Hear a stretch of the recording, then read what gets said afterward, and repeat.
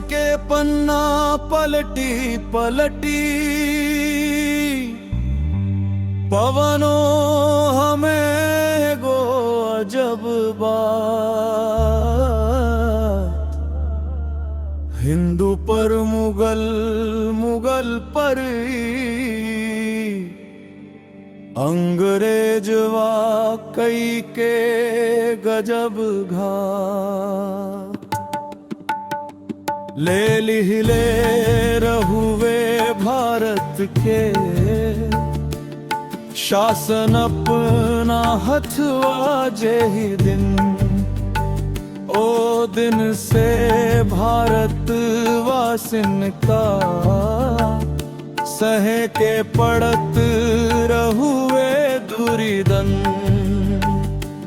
पढ़ी आपन इतिहास तनी रोआ रोआ गनगना उठी।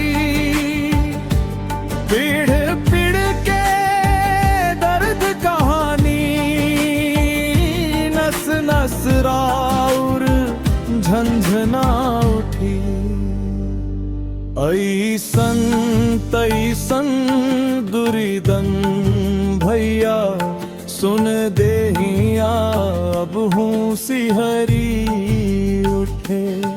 अपना पुरुखन के दुखवा सुनी धध के करेज लहरी उठे। पर ही आपने इतिहास तनी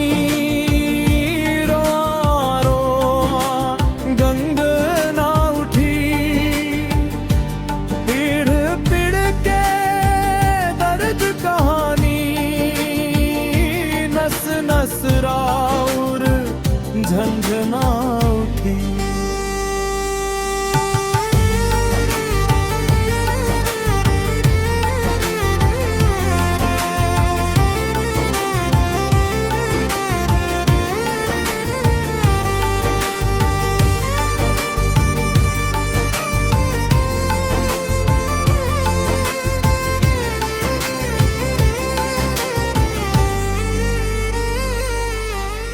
आइल रहुए बिनया बिन के अरे खई तर कुछ कारवार।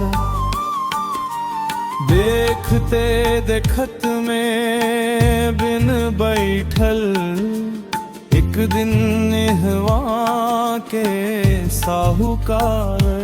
कैसे बिन खई ठल पीछे लम्हरे गो कहानी बा।